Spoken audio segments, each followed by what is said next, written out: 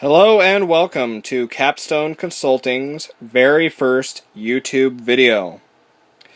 Now today we're going to be going over and doing a how-to video on how to build your own computer.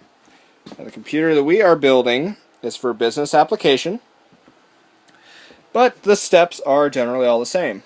So without further ado, let's introduce you to the components and get started. This is the ASRock Z77 Extreme 4. This is our motherboard.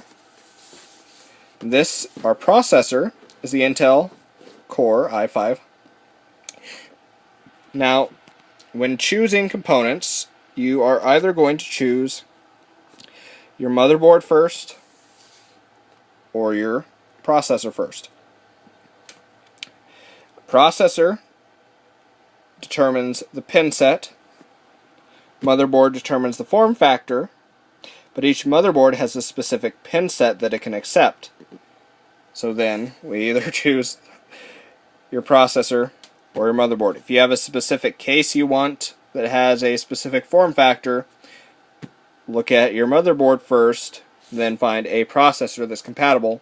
If you want a specific processor like the i7, then go with your processor, then your motherboard. Anyways, motherboard, like I said, determines the form factor and the pin set that it accepts, which then determines the case. We have the Roswell Challenger case, and it also determines the power supply. We have a 520 watt ATX 12 volt power supply. This power supply comes with a 5-year warranty. It has a bronze emblem. Now, if it doesn't have an emblem, it's still a good power supply, it just consumes a lot of electricity. Bronze, silver, and gold are the best because they're energy efficient. Now, coming back over here, let's take a look at what our Intel i5 core processor looks like. What's inside the box, basically. When you open it up, you see a fan with a heatsink. This is the fan on this side. The metal right here is the heatsink. That gray is solution. Now that solution bonds with, or bonds onto the processor. The processor is this little chip right here. That solution right there bonds to it. Basically what it does is it works with the heat sink here to take all the heat outside of the processor so we don't fry our processor. Which, most common occurrence of processor failures is heat. The other is electricity, which we will get to in a little bit. Let's put this away real fast.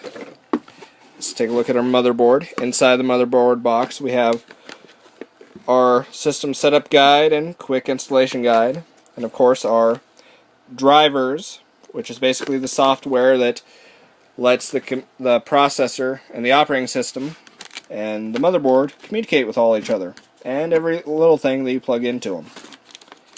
This is the back panel. Cases do not come with a back panel. It's specific to a motherboard.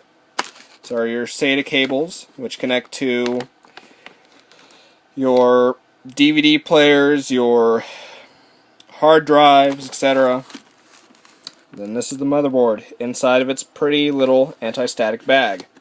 As I said earlier, electricity is very good, but it's also very bad for electronics.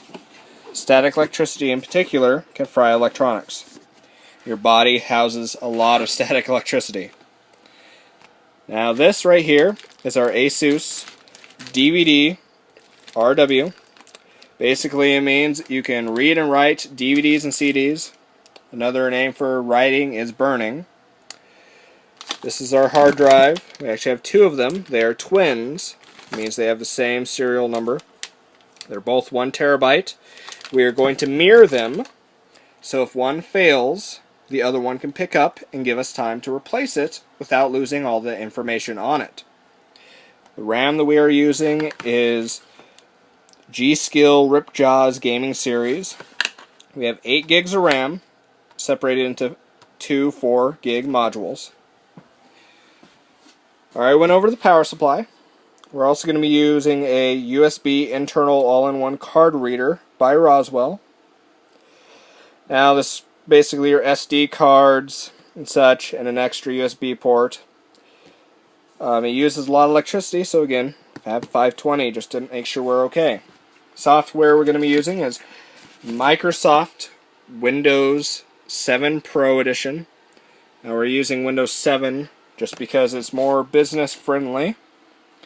And of course, Microsoft Home and Business, which has your Word, Excel, PowerPoint, OneNote on it. Now, those are the basic components that you use. You always have to have a motherboard, always have to have a processor, always have to have RAM, always have to have a hard drive.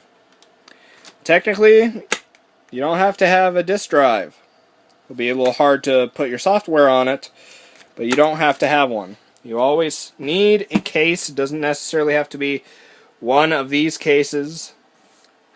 Just has to fit the form factor of your motherboard. Now, I have seen some very clever homemade cases, but since this is for a business application, not home or not gaming, we'll use one of the professional cases. Well, thank you for watching this video.